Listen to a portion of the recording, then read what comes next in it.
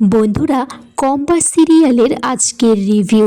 বিহান আর compass ঘুরতে বেরিয়েছে, কিন্তু কম্পাস বলছে মুক্তি মাসির ঘরে যে ক্যামেরাটা লাগিয়েছি, মুক্তি মাসি খুব সাবধানে চলাফেরা করছে, কোনো রকম কিছু জানতেই পারছি না।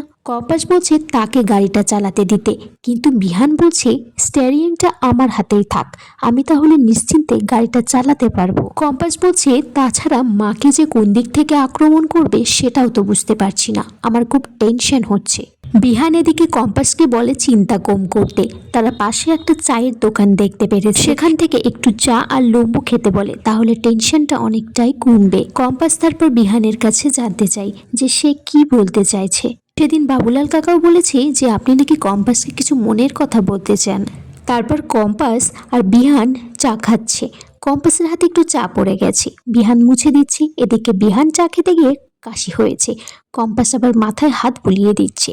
এদিকে দেখা যায় মুক্তি মাসি অভিজ্ঞান দত্তকে ফোন করেছে, তার পরবর্তী প্ল্যানের কথা জানাচ্ছে। মুক্তি বলছে যে প্রতি বছর সেই অনাথ আশ্রমে ঋতু যায়, আর সেখানেও তার কোনো স্মৃতি লুকিয়ে আছে, আর যেটা আমাদের কাছে পরিষ্কার না। ঋতু যায় এদিকে অনাথ আশ্রমে যাবার জন্য কিছু জামা কাপড় নিয়ে গাড়িতে উঠছে।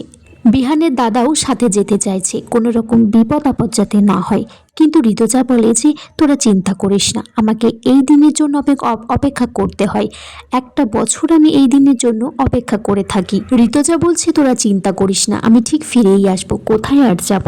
তখন বাবুলাল কাকা বলছে যে যাওয়ানোর সময় এ কেমন কথা হচ্ছে তোমার মুখে বৌদি।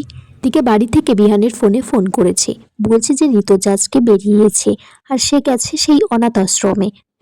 বিহান তখন বলে যে তার সাথে ত্রিলোচন বাবু আছে, ড্রাইভার আছে, আর সেও অনাথ আশ্রমের দিকেই যাচ্ছে।